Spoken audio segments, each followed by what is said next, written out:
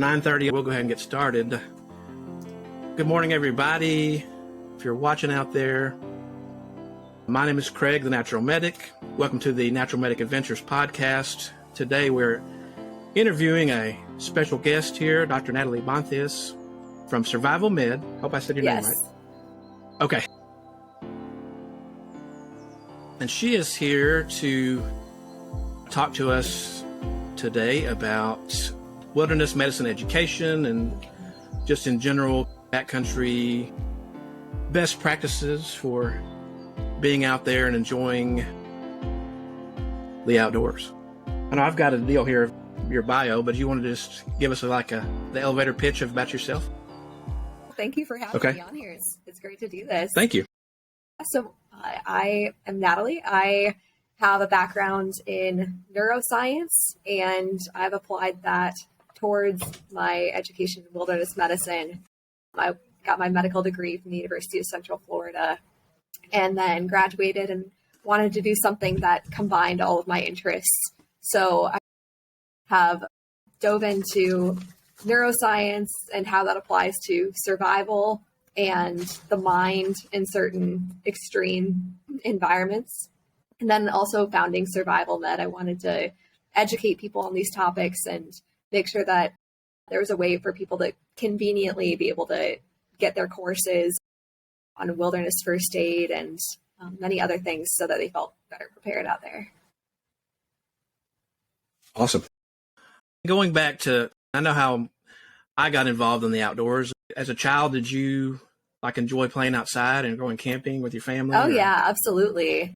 My family has been outside for as long as I can remember.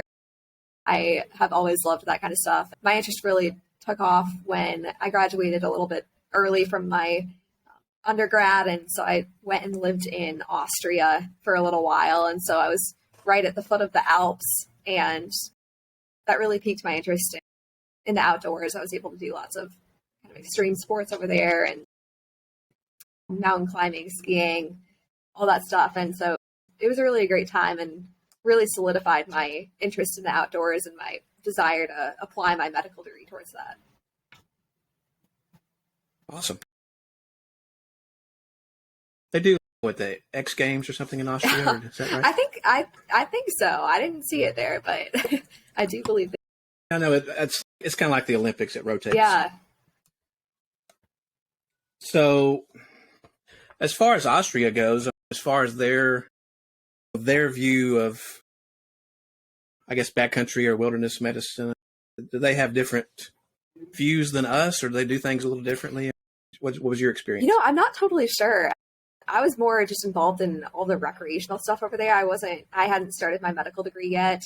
I didn't work in any kind of wilderness medicine capacity there, but that was where my interest originally grew, to be in that outdoor space and to do something unconventional with my life and to not follow the typical trend of what a doctor does working only in a hospital, but to apply it in a cooler context. And so then when I came back to the United States, I got involved in the Wilderness Medicine Society, met all kinds of other physicians that really dedicate their lives towards this field and fell in love with it.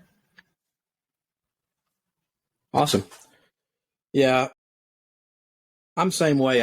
Growing up here in East Texas, people think about Texas as being a desert and cowboys and cactus and stuff like that. But in the eastern part, where I grew up, it's pine trees, it's lakes. And I was able to be involved with the Boy Scouts. Got my Eagle Scout, was in Explorers, and we got to do a lot of, outdoor stuff like that. And of course, the kids in my neighborhood, we had some woods behind them. They're not there now. They've been knocked down for houses in the neighborhood, but we played in the woods and we did all kinds of fun stuff. Very cool. Played war and whatever and all that kind of stuff. So one of my first, experiences with, it wasn't really, I would say, wilderness or backcountry med, was just, I found this the other day. You can see that on the camera. So a little spin wheel thing. Oh my gosh.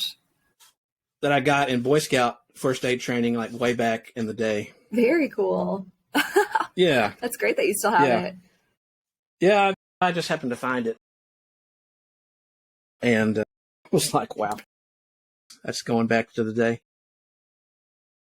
Probably my next experience, I would say, with Wilderness Med was when I was working with Arkansas State Parks back in the early 2000s. I don't think it technically was a wilderness first responder course, but it was like a 1 week long kind of park oriented first responder type course. It wasn't really wilderness because most of the state parks are not gigantic and like some of the national forests and national parks out west. Right. But that was really interesting. That really got my interest. And then when I left the park world, I ended up going into EMS, and Right. one of the courses that I took, actually I took vacation to do this. I took Wilderness Advanced Life Support up in Durango. Very cool. Back in 2016, and that was a week-long intensive course, and I was thinking, why did I take vacation to do this? Because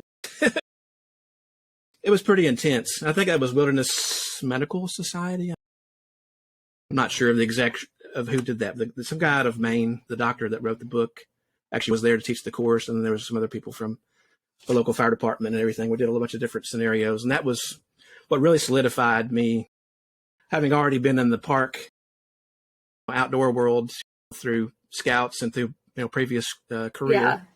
And then being in EMS is just wow. Right. Yeah. For a lot of people, taking a wilderness medicine course, even at a young age or all the way up at an older age, can really get them interested in not just the outdoors, but also medicine. I've heard a lot of people that take a class like that and then go on to become EMTs or paramedics, and that's where they originally fell in love with it. Absolutely. So you started Survival Med this year, right? Yes. Yeah. It's pretty new in the grand scheme of things. Okay. Yeah.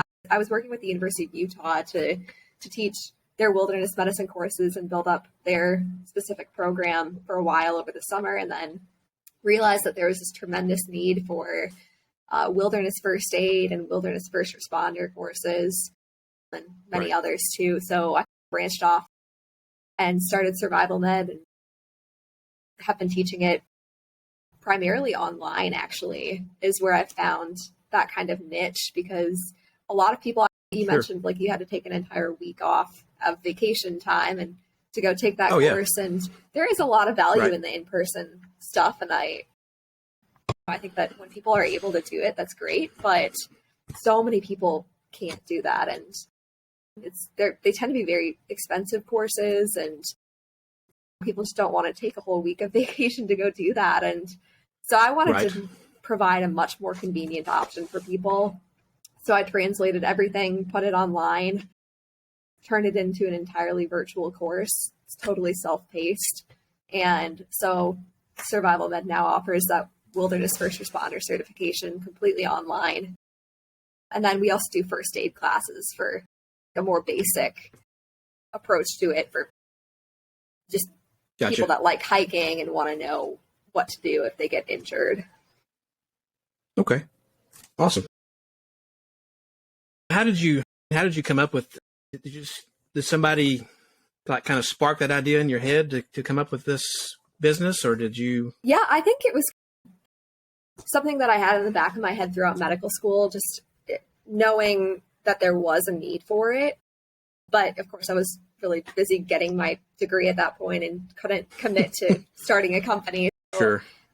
When I graduated, though, I had many different conversations with people both at the University of Utah and also just in the search and rescue industry, and people that ran, backcountry guide trips. And I realized that there was just this huge need for it, and I had all the skills to do it and to bring it, into the virtual environment. And so it's gone really well, and I've been really happy with the number of people I've been able to reach in just the last 4 months or so, I think. So it's been a pretty smooth ride, which has been pretty surprising, given you expect a lot of bumps in the road when you're starting a new company, but it's been pretty great so far. Yeah. Yeah, that's awesome. That's awesome. Let's see. I'm reading off my list of questions. Tell me more about the living in the Alps. Yeah. I in my mind, I think about, you said you weren't involved at that level with the wilderness or backcountry med at that time, but I think in my head that class, like 80s cartoon type of deal with the big dog with the little keg of whiskey. Yeah. Underneath is running around to save people. Yeah. I would say I lived a very minimalist life during that time, and that's something that I'm still is in my blood. Is my biggest priorities were just getting out into the mountains and enjoying my time there, hiking, training for a marathon at the time, and just spending as much time as I could and living on very little. I had almost nothing when I was living over there. I could only take one bag as a carry-on for the entire 7 months that I was there. So it was a very surreal experience, and definitely I think it gave me an approach to life that a lot of doctors don't have either, in understanding that I do want to spend as much time doing that as I can, and that's what I'm really passionate about, and I want to help others be able to feel that level of happiness as well. Absolutely. That's why I started this podcast, was to as I explained, and as you explained, the kind of the same deal there. We're wanting to get our expertise and our knowledge out there to people, right, and help them enjoy, because reflecting back, it's almost the end of 2021. Reflecting back in the last 2 years, 2021, 2020, it's been a mess. Yeah. And everybody's life is turned upside down. And I think a lot of people are coming to the outdoors for solace or stress relief, whatever. Yeah. And I think it's a great opportunity to reach out, those of us that have that knowledge and experience in different areas that regarding that. Yeah, absolutely. I think to impart our wisdom and our knowledge. Yeah, I think the same thing. Actually, the Fox Network did a story on survival med a few months ago in Salt Lake City, and that was really their realization too, was that during COVID especially, a lot of people wanted to get outside because it was the only place they could go, and lots of other things were closed at the time, but you can't really close the outdoors. Right. You can close national parks and whatnot, but most spaces are still open during a pandemic like that, and it's one of the few places that people felt safe going. And so you had a huge uptick in the number of people that were doing those activities, and not all of them were very well trained. People didn't really, have the knowledge necessary to be able to go and do some of those things. So that was another motivation in starting Survival Med, was just that recognizing the need for it, and that this is something that's continuing to grow. Absolutely. Yes, I've seen several news reports. There's record numbers of people coming out and recreating in national parks, national forests, state parks, etc., throughout not only the United States but throughout the world. And I think, like you said, a lot of people, they want to get out there, but they don't really know the first place to start. Like, they don't know what they're in for, so to speak. And having, in my opinion, I'm a park person, and also coming from the EMS perspective, going back to the history of EMS was designed in the 60s. It was thought up as accident prevention. We have all these people foolishly hurting themselves at home, and wouldn't it be great if we had some medically trained people that could, provide basic care? At that point, they didn't have the paramedic end of things. And so that whole aspect of it has really changed a whole lot of delivery of medicine to the general populace. And of course, being here in East Texas, I worked on the 911 service here in the East Texas area for, gosh, let's see, about 5 years, mostly as a medic. And we don't have a whole lot of remote places, but we have had to respond to some environmental emergencies and things like that, such as, it's Texas, just like Florida. It gets super hot in the summertime. Right. Upper 90s and sometimes in the hundreds, depending on what part of the state you're in. Yeah. We had some people, probably the closest thing I'd say to backcountry medicine that we did one time, we had a guy they were lost down this, we're right close to Louisiana, so a lot of our little rivers and streams, they call them bayous. So one of our little side bayous right on the county line, there were some people that were down there frog hunting, supposedly. And we had to do a search and rescue deal with them. And so we had the sheriff's office involved. We had game wardens. We had our flight service and all that kind of thing. And so I was just thinking, wow, this is crazy here in this little East Texas. Yeah. Yeah. It happens in places you wouldn't expect. You don't have to be very far from civilization or a town to find yourself in a situation that you're totally unprepared for. So exactly. That's the reason I wanted to have you on today, to get people aware of, what's available out there for more. Now, I would say probably at the wilderness first aid, probably a lot of people out there have had CPR first aid training, but they're not in that mindset of what happens when I'm out there.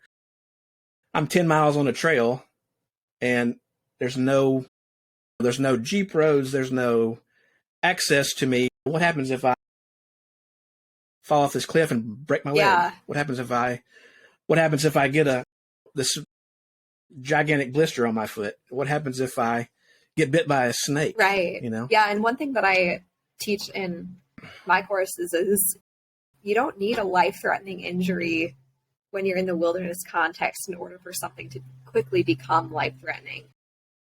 A sprained ankle when you're in broad daylight at noon on a popular trail, that's not too big of a deal. You're going to have people there to help you. You're going to have plenty of time to figure out what to do, plenty of resources. But a sprained ankle when you're alone 8 miles from the trailhead and it's almost dusk, that's a big problem. And so I think that it's important to not underestimate things. And partly with my background in neuroscience, I've been able to blend together psychology with wilderness medicine and understanding why people make certain decisions and what leads them down a certain path. And one thing that I consistently see is that people underestimate the probability of something bad happening just because it's uncomfortable to think about those things. And so we just avoid thinking and talking about it ahead of time. And we tend to believe that we're going to be lucky and that we're going to be the only ones who don't ever have something like that happen. So that's just a really common mental error that people make. And then something small can go wrong and it can just become a much bigger problem as time goes on if you don't have the right training or the right resources. And so these are all things that I teach about in my courses, and I try to make people prepared for a variety of situations, just knowing a few things about a lot. And I think that can go a long way for people. Absolutely. Absolutely. An ounce of knowledge can make a big difference. And grow into like a little seed becomes a big tree. Once you plant that in somebody's mind through training or education or what have you. Yeah, absolutely. And that's a great thing. Did you have a mentor or somebody that kind of helped you branch yourself into survival med, into your company? Yeah, absolutely. Did you have somebody kind of influence you? Yeah, okay. There is another Dr. Ingebretson. He works at the University of Utah and he directs their wilderness medicine program. And he's who originally brought me in to help him build that earlier this year. And then just in talking to him, he was originally the one who pointed out this need for the specific courses that I now teach through survival med. And he was the one who introduced me originally to this idea that typical park rangers and ski patrollers and search and rescue members, a lot of them are either volunteers or they're paid very modestly for what they do. And a lot of them don't have an extra $1,000 laying around to go take a wilderness first responder course. And yet there's hundreds of thousands of people in the US that need to take this every year. And both for their jobs and for just the knowledge that comes with it and feeling more prepared to help treat people out there. And so he pushed me in this direction. He's like, you have all the knowledge and resources to go do this. You're technology savvy because you're younger and you can handle teaching this in a virtual environment. And so I took that and ran with it. And that's where survival med actually started, was with that. And I think it's awesome to have a mentor like that. And I think anyone in this space, whether it's in wilderness guiding or medicine or the overlap of those two, you need to have people that are ahead of you and can show you the ropes originally. Oh, absolutely. Yeah. I've listened to some of his podcasts that he's put out on the University of Utah Wilderness Med page. That's some really good stuff that's out there. And anybody watching or listening out there, definitely look that up. That's University of Utah Wilderness Medicine. Is there a name for the podcast? I think it's Advanced Wilderness Life Support. And I think it's on Google Podcasts, Spotify. Yeah, so it's out there. That's definitely some more in-depth stuff we're not going to get into today, of course. But definitely, if you're listening or watching and you're interested in that subject, that's something I would definitely check out. I've listened to several of the podcasts. Well, the good thing about podcasts, too, is since they're audio only, because we're doing a video one, but the audio version of it, you can put it on while you're driving around. You can, while you're cleaning house or while you're doing something else, you can always throw that on and listen to it while you're running or whatever. That's the great thing about podcasts. That's why I started this too, because of the portable nature of the medium. Yeah. Yeah. So let's see. There's a lot of books out there that deal with wilderness medicine or backcountry medicine or survival, austere type. Is there a particular book that you would recommend to the audience regarding one or more of those subjects? Yeah, that's a good question. Recently, I did an interview with Kevin Grange. He's a paramedic in Yosemite, and he's written a few books now about his experiences working in wilderness medicine and as a paramedic in those austere places. And some of those stories are really funny that he writes about. Just kind of people sometimes lose their sense of common sense when they're in the outdoors. And so just some of the questions that he's gotten as a paramedic working in Yosemite at that, reading about that in his most recent book, I believe it's called Wild Rescues. That was really funny. And also the stories he tells, they're not all funny. Some are really serious. And I think that balance of it was just made for a really good read. So anyone interested in this topic, I think would love that book.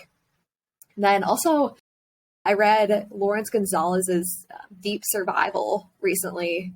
I think it hits on a lot of the topics that I've researched and been very interested in that kind of combine neuroscience with survival and how some people are able to make it and for some reason other people are not in those same situations. And so he just recounts these stories of people who've experienced life-threatening events, and he explains how the mind processes these strong emotions and instincts. And then he develops this model for how people think and how the world works in that way. And how you're constantly adjusting to your environment, even when you're not in an extreme survival situation, even more on a day-to-day basis, how it applies to our decision making. So I think that was also a really fascinating read. Awesome. I haven't read it yet, but I saw the movie Into the Wild. Oh yeah. Which is about the young guy.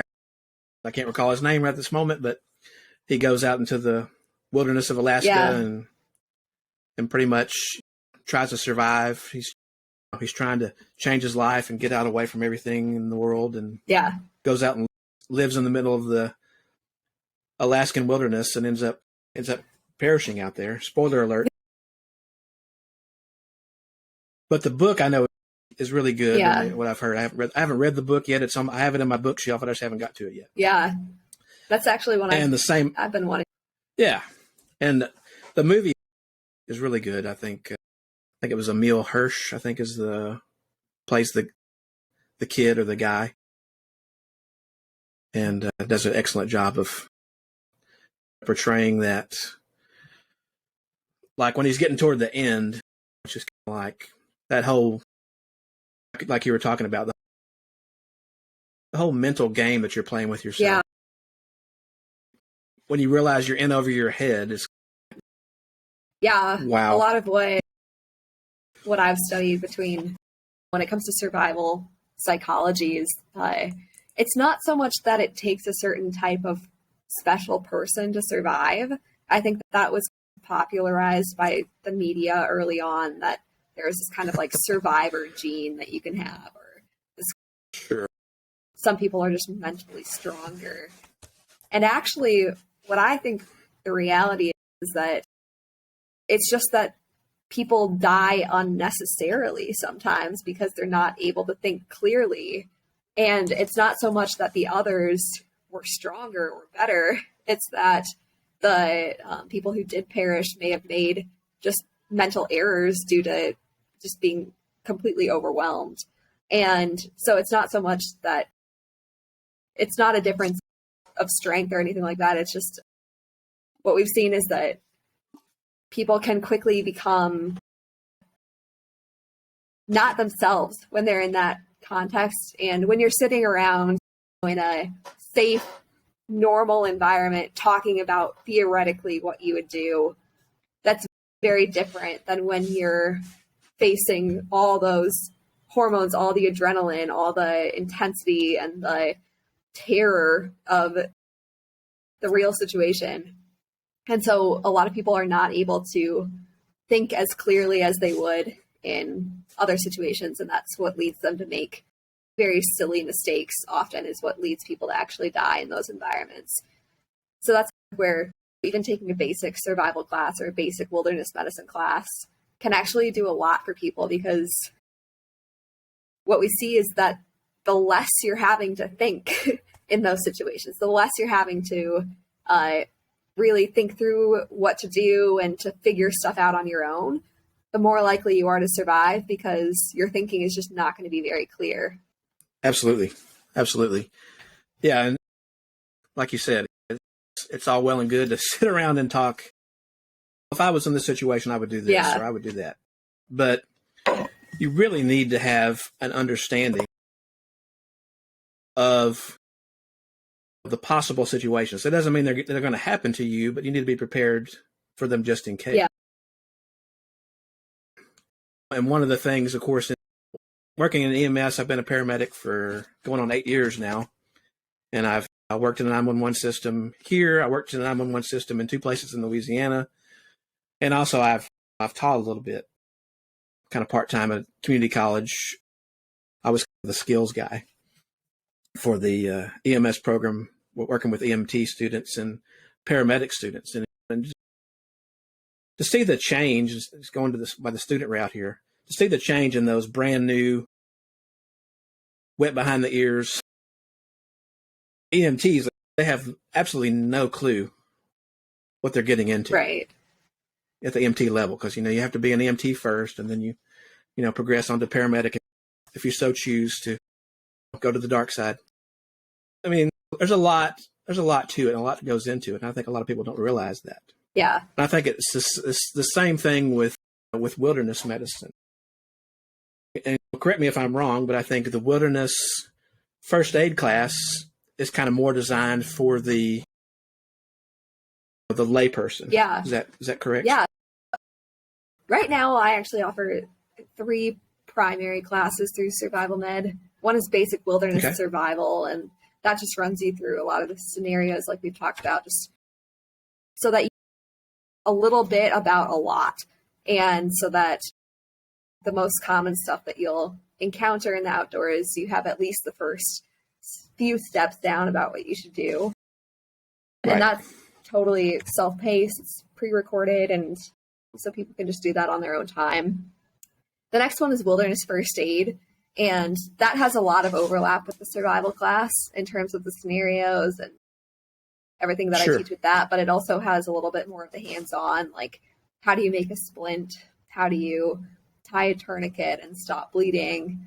How do you improvise a neck brace? So that's taught over Zoom, actually. I've taught a few in December here, and I'll be teaching 3 more in January. So you can just sign up for that, and it's about 2.5 hours on Zoom, and you can come to whichever night is most convenient. And so that really works for people. I think they really like having the option to choose what night they want to come and to do it from their own living room. And if they can't come to a live session, they can just watch the recording and still get the certification. And then wilderness first responder is many steps beyond that wilderness first aid, where it's a longer course. It is all self-paced, though, and completely online. Right. And we still actually do test the practical skills. You actually have to submit videos and photos of doing it.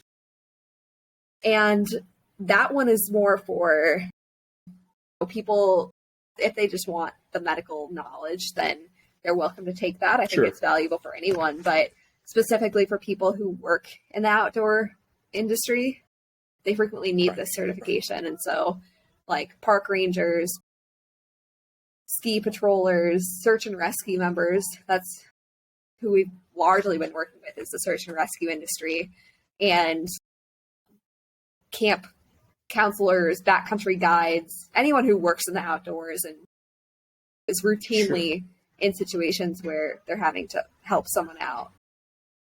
That's what the wilderness first responder, or WFR class for short, is geared towards. Awesome. Yeah, and I've got that signed. I've got that on my list to take. I've got it. I'm going to try to hit that after the first of the year. I'm kind of but pretty solid till then. But yeah, the course that I took is the next step up above that, which is the Wilderness Advanced Life Support. Yeah. And if you're listening out there, unless you're already an advanced provider, which is pretty much paramedic up all the way to doc, that's what that course is designed for. And it's a week-long intense course where you're doing practicals every day, and you're doing lots of classroom knowledge, and great course. But again, as you said, it's expensive. I happen to have the funds available at the time, and I happen to have the time because when you work in EMS, you tend to put in a lot of hours. Yeah. It wasn't unusual to do 72 to 120 hours, a week. Wow. Because we were doing 24-hour or 48-hour shifts. Yeah. And then sometimes you want a break. So I what better break than to go to Durango, Colorado, and take your vacation and take a course. Yeah. That's just how much of a nerd I am. And I ran out of water, so I'm going to Dr. Pepper. There we go. Let's see, what else do we have on the list here? So out of all the people that you've interacted with, from all the way at the top, MDs, EMS providers, park people, backcountry guides, and ski patrol and whatever, has there been a favorite group that you have interacted with? I know it's kind of hard. That's a tough question. I think, I don't know, I've had such great experiences at all levels. I think it is really neat to interact with other doctors and other physicians who specialize in this and are leading the charge in terms of doing research and the nitty-gritty medical side of it, that's always really interesting. And quite often they're very like quirky people too. They have a lot of really unique interests. And so that's always fun. And that's for sure. Definitely something I've grown to love through the Wilderness Medicine Society and through different research projects that I was involved in throughout medical school. But then at every level, I think you have such neat like interactions, and I love working with paramedics and EMTs. I think they're really laid back and a fun group, and they love learning about wilderness medicine. And so it's always fun teaching classes to them because they're a little bit more fresh-eyed, if that makes sense. Like they can be, and I think that is always fun. I really do love working with people, just lay people who don't have much of a medical background. I think in terms of the classes so far, like it's really rewarding to see people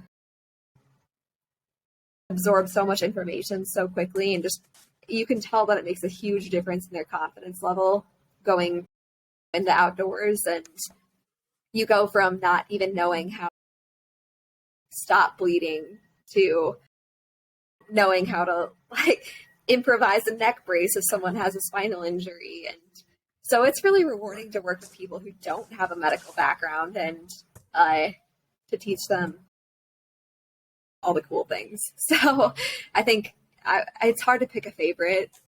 Actually, the majority, just in terms of sheer volume, what I found is the majority of people so far who have taken survival med classes don't have a medical background, just because the convenience of that online wilderness first aid certification over Zoom appeals to so many people, and you're able to advertise it to hiking groups and just people who just do this for fun. And so that's just sheer volume wise where I've seen the most interest. But then also like with the wilderness first responders, being search and rescue personnel and working with all of those squadrons, it's been great at all levels. Awesome. Yeah, I'm not trying to put you on the spot. Oh yeah, no. You ask good questions. Thank you. There's all kinds of perspectives and backgrounds that people bring to this type of training, and I think it's great. I've always felt like my mom's a retired teacher. My dad was in banking, but he was an educator in the banking area, this area of the state. And so I kind of, through, I don't know, genetics or whatever, I've groomed myself into an educator, whether I wanted to or not. And I'm glad that you're here today to tell us some more about this stuff, because it's been really good. Are we good on time so far? Yeah. Okay. Let me look. I know we're getting close to the time where we're going to do questions and answers. I don't know if anybody has chimed in. So give me 1 second here. Yeah, I don't see anybody so far, but we'll keep going. Perfect. With some stuff here. I know this is, in my mind, you can tweak it to your own likes, but as far as a backcountry first aid kit, like for your typical group size, I would say typical group size for most people is going to be like either one person. That's what I'm pretty much a solo guy these days. A lot of people are going to travel with a partner or a friend or whatever.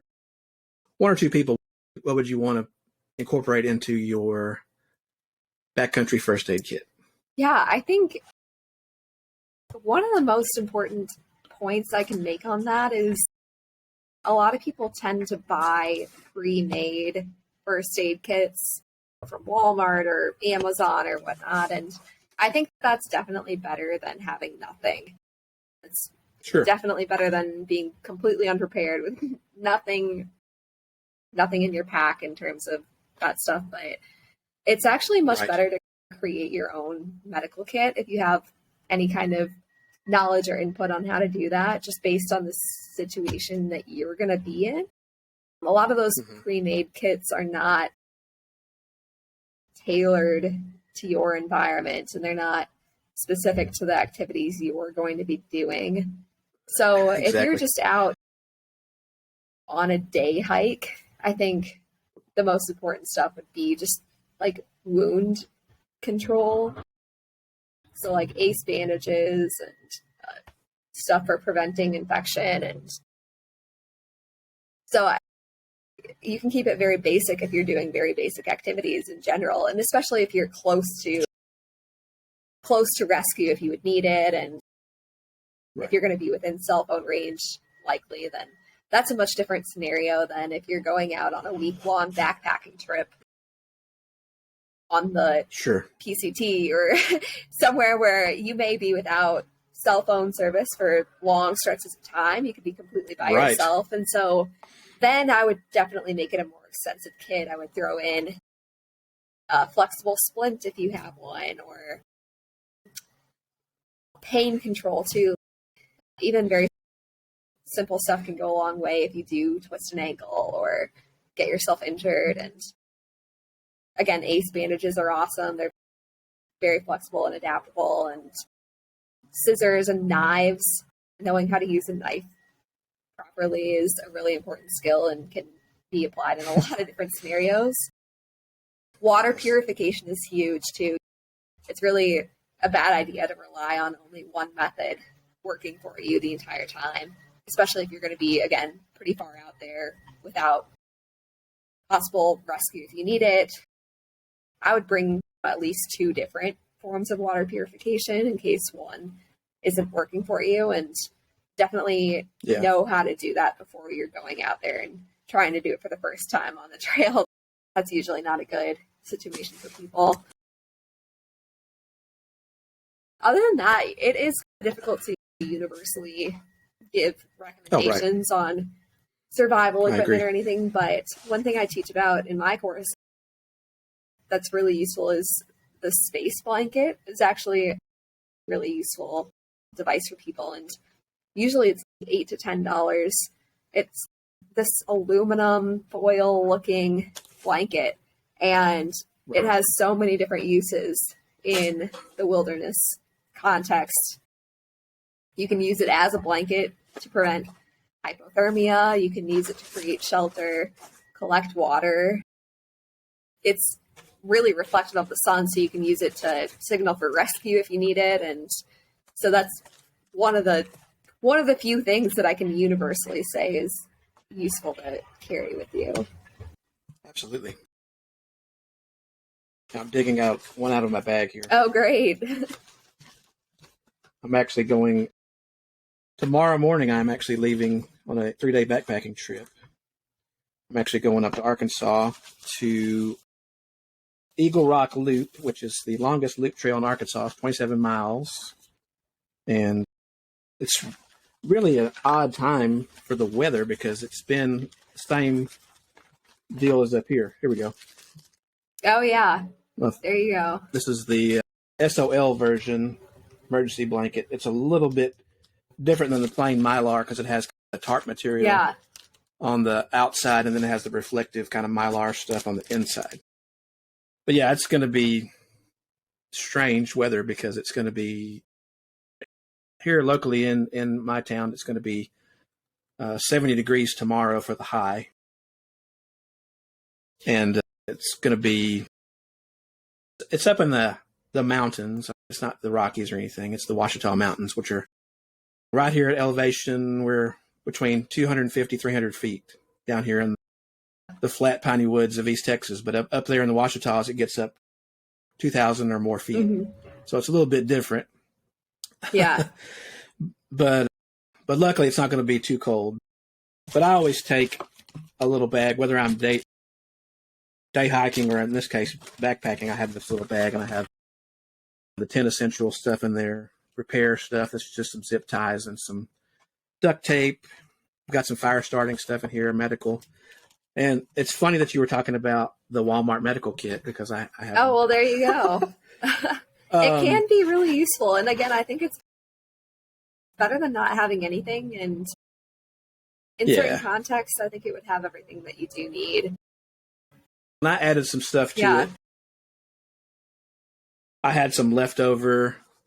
This stuff is good for like ant bites. It's like some lidocaine jelly that I had for leftover from the ambulance. It was expired on the ambulance, so I took it when I was working on the ambulance, and they let me take it home with me. I put it in my little personal first aid kit. I've got some pain meds and some Benadryl that I added. Some, unfortunately, some Tom backpacking food.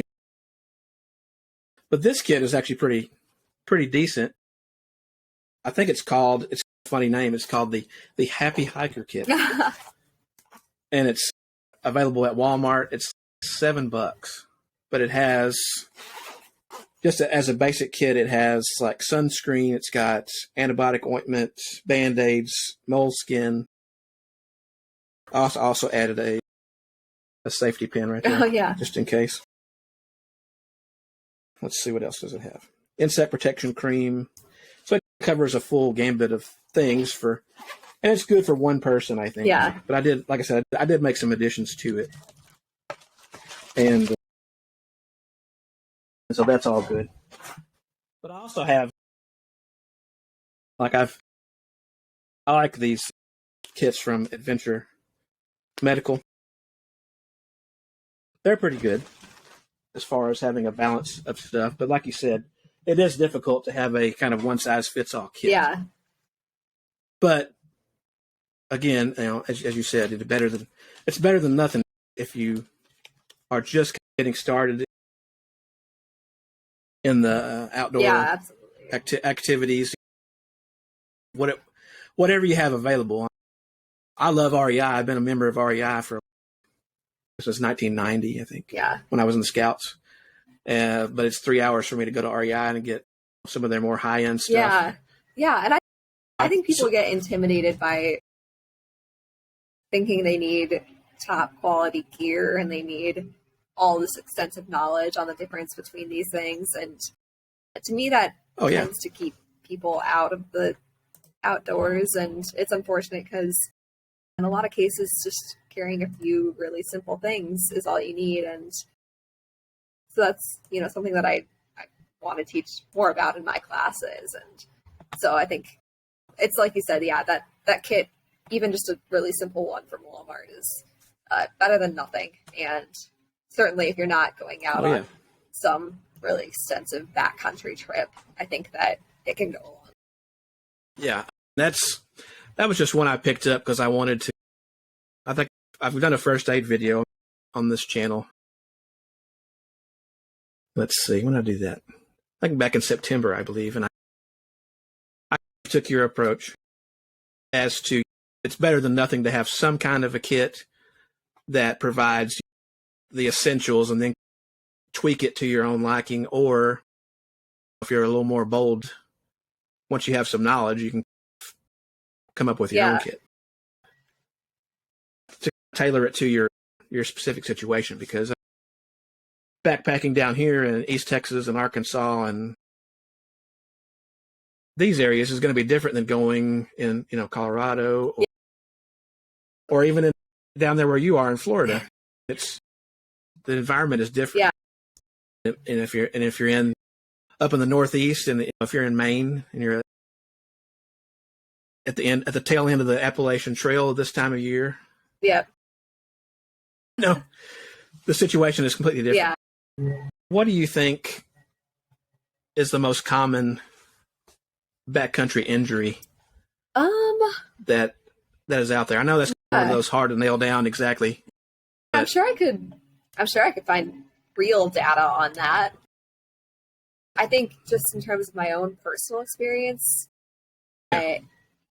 we tend to, in our course, we prepare for the worst. Like we talk about all these high intensity, really bad scenarios, and it's important to know what's true because those are truly life or death. But for the most part, just scrapes and cuts are what most people will experience in the outdoors, and twisted ankles occasionally, and having to decide, is it broken or is it sprained, and is it okay to keep hiking? And so I think that, and also just preventing infection of wounds that you do get is really important. Out in Utah, I actually live in Salt Lake City. I'm just vacationing in Florida right now, but I think we actually do see a lot of mountain sickness in Utah. And so people will fly in and they'll come from a much lower elevation, and then they get sick. And so we see a lot of that actually, and that affects a lot of people. I think like half, about 50% of the population of the world is prone to mountain sickness. Knowing what to do in those scenarios is really important. And I think if you spend enough time in the outdoors and you hike regularly and you do those types of activities, I think you can expect to get lost at least a few times in your life. And for most people, hopefully Absolutely. It's not too big of a deal in terms of they're not too far from civilization. They're not too far from people that can help. But I think that if you do it enough, and if you're out there doing this type of stuff enough, then it's important to know what to do if you are lost. And it's what I was getting back to originally was very minor problems can become very life-threatening pretty quickly in the outdoors. And it doesn't take a whole lot to go wrong in order for someone to be in a really serious situation.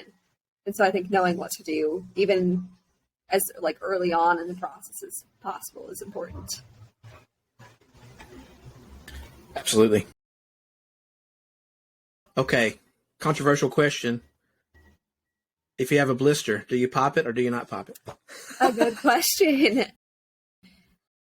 What I have always taught is if it's bigger than 2 centimeters and if it's causing you a lot of pain and really affecting your trip, then I would pop it, especially if you do have a sterile needle or something you can safely do that with.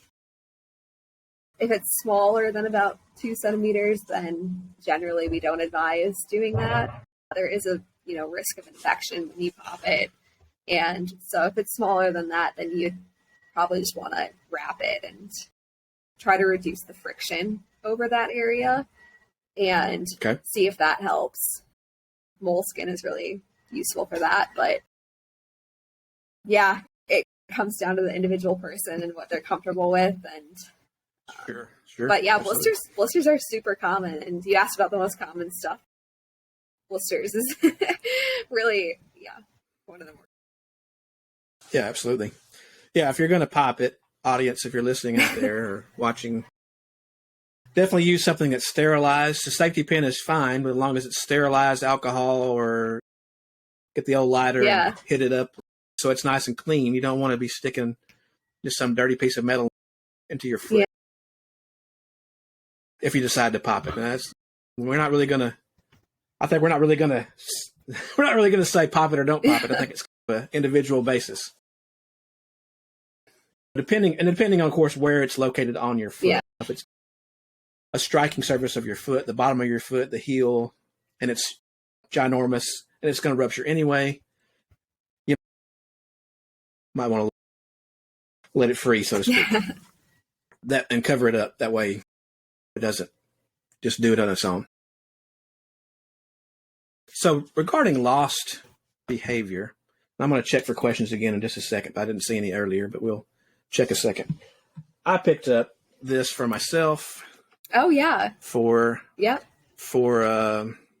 kind of a Christmas present to myself. But I'm an only kid, and my mom and I are very close, and my dad passed away about 4 years ago. That's okay. Thank you. I'm all she has, and she's all I got. And what do you think about these type of devices? As far as communication and, I think they're awesome. Kind of I think Definitely something I highlight in both the first aid and the survival classes. Carrying a GPS device like that has saved a lot of lives. And especially if you're regularly in areas that don't have cell service, I think it's worth the investment. Of course, that's an individual opinion, but I think it's a really powerful thing to carry. And they have an SOS feature usually where you can press it activates EMS, search and rescue. All the rescue teams in the area will be alerted, and that has saved a lot of lives. I think the pitfalls of it are that you need to connect to all 3 satellites in space in order to have GPS tracking and in order for your cries for help to go through, essentially. And so people, I've heard reports, at least in Utah, of people being not too far from, downtown Salt Lake and just at the foothills of the Wasatch Mountains, and for some reason not having GPS service on their Garmin or whatever GPS device they have. So I don't think you can rely on it completely. And I think also when it comes to making decisions about what you're going to do in the backcountry, I think that sometimes it can give people a false sense of security, knowing that they can press that button and have people come rescue them. And unfortunately, what we see is sometimes people really push the boundaries in terms of where they're going and what weather they're going out in, just because they think that help is just a button away. And under normal circumstances, that might be true. They may be in a place that normally they would easily be able to be rescued. But when you're talking about really bad weather, bad environmental conditions, search and rescue teams can't put their own members' lives at stake in order to come get you. And so if it's a really bad situation, you can't necessarily guarantee that people are going to be able to come and help you out. But overall, I'd say that's definitely something to invest in, and it's definitely worth carrying if you can. Yeah, absolutely. And I'm going to be reviewing this later on in the channel so people will know why I picked this one, because there are a whole bunch of different ones out there. Back when my dad was still with us, I had planned on doing a lot of backpacking because, like I said, EMS is it's pretty demanding on you. I was planning on doing some backpacking trips, and I had a spot device, which was just a little square thing with no screen. I think it's like the Spot 3 or something like that. And I just upgraded to this Garmin because I liked it because it has a little screen on there and it has a little more features than the other one. So that's why I got that one. Yeah. But there's a lot of good ones out there. But yeah, like you say, they do have the SOS feature on there, but you really should only push that if you're in, dire need. Yeah. Like absolute emergency. I heard about a case recently from a search and rescue leader down in Arizona, and he said that a family deployed that SOS button 3 times in one hike in the Grand Canyon, and all 3 times they declined rescue, they declined help. Turned out they were really just thirsty and wanted water, and they didn't bring enough with them. And you definitely hear stories, like really bad stories about people abusing it, but I think for the most part, I think that hasn't been a trend, and that most people use it appropriately and really only when they do seriously need help. Sure. That's just something to keep in mind. I can talk to you all day about EMS calls where we've gone to people's houses. Yeah.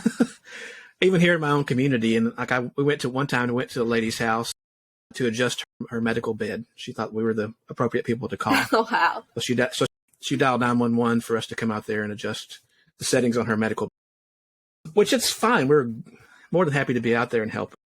The EMS has a bunch of roles in the community, and no big deal. Yeah. But some of the things people call an emergency I'm not going to say that they're ridiculous, but I would say they're interesting. Right. Let's put it that way. We'll err on the side of being nice here. Let's see. Got a few more questions. Let me look again to see if there's any questions from the audience. I don't see anybody asking anything right now. So now one thing I always try to go over, I want to go over this real quick and go through it for the audience and just as a refresher in my mind, of course, is the 10 essentials. I'm sure you're familiar with those. Yeah. And so what we were saying, anytime you go out, if you're listening or watching out there, you need to make sure you have satisfied the 10 essentials. And you can, if you just go into Google and type in 10 essentials, I'm looking on REI's version right now. I have it bookmarked on my computer. The first one is navigation, which is talking about a map and a compass, a GPS device or personal locator beacon, satellite messenger. And of course, all of these things, it's not good just to have them. You want to have some knowledge of how to use them. A headlamp, because you never know when you're going to be coming back late on that trail, or you get delayed for some reason and it gets dark, especially this time of year when the daylight hours are shorter and you anticipate a 4-hour trip on your hike and you end up taking 8 hours. Sun protection, even in the months like this, sun protection is always good. Protect yourself from the sun, either with clothing or sunscreen, sunglasses, hats. We already talked about first aid. First aid is definitely something good to have. A knife or repair kit of some sort. Ability to start a fire. Fire is good for a lot of different purposes. Warming yourself, drying out clothes, purifying water, cooking food, and so forth. A shelter. We talked about a shelter a little bit earlier with the space blanket that can be used as a shelter and a lot of other things. Obviously, I didn't get to be this 6'2" and 220 pounds by skipping on meals. So I always bring extra food because I get hungry. And the body requires, I think people that are unaware of their abilities or their understanding of, how their body's going to behave on a trail. Maybe they've never hiked a trail before. They might not bring enough food. So I think it's good to bring an extra Snickers bar or granola bar or something, or maybe a couple of extra ones depending on your group size. Yeah. And then we talked about water a little bit. There's a whole lot of different ways to purify water out there. I always carry a primary device myself. It depends on what I'm going to do. When I went to Arkansas before, back in October, I used the Katadyn Hiker Pro. But it's a little bulky and heavy, and you have to pump it. Yeah. So it's labor intensive. So this time since the weather's going to be cooperating and it's not going to be below freezing, I'm going to take the Sawyer Mini. Oh, okay. That's my plan. And I have some water purification tablets. I think they just expired like last month, but we're going to say they're good. I have those as a backup for my water. And then I think always take some extra clothes. You want to anticipate it being a little bit warmer or a little bit colder than whatever you imagine. Because like I said, here in East Texas, in my town, we are pretty low down, a couple hundred feet above sea level, and then going up to I'm not going to the Rockies or anything, but going up into the Ouachitas, it's going to could be up to 2,000 feet taller than where I'm at now. So I'm anticipating having some colder conditions. Excuse me.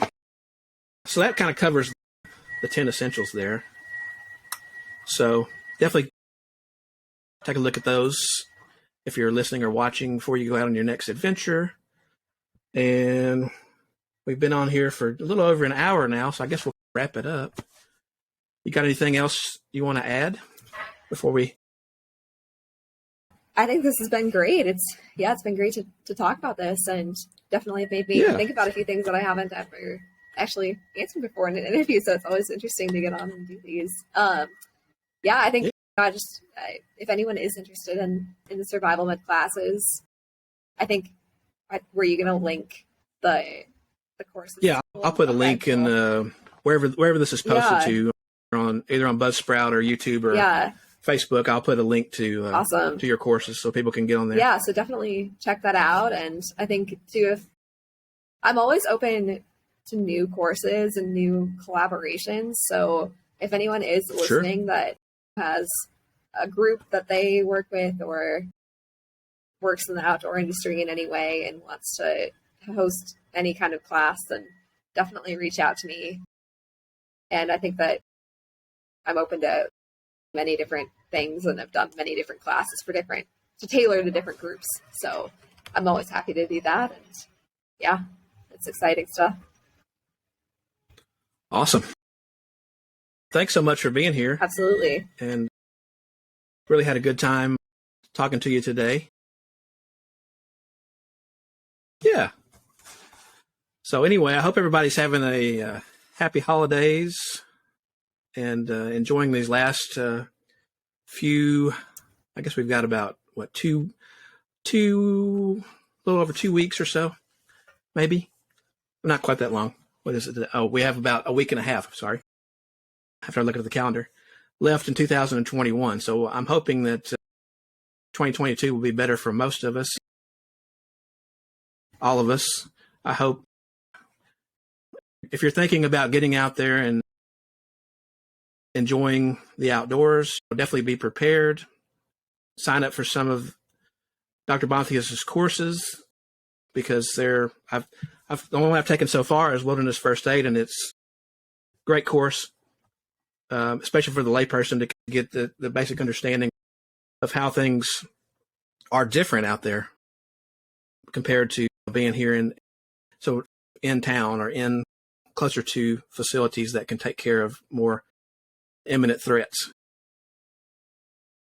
Anyway, this video will be posted on YouTube. I don't think it's streamed to YouTube, unfortunately, but it will be posted on YouTube sometime, hopefully today, and also will be on Buzzsprout on my audio podcast page and on my Facebook in video form and in audio form on my The Natural Medic Adventures page there.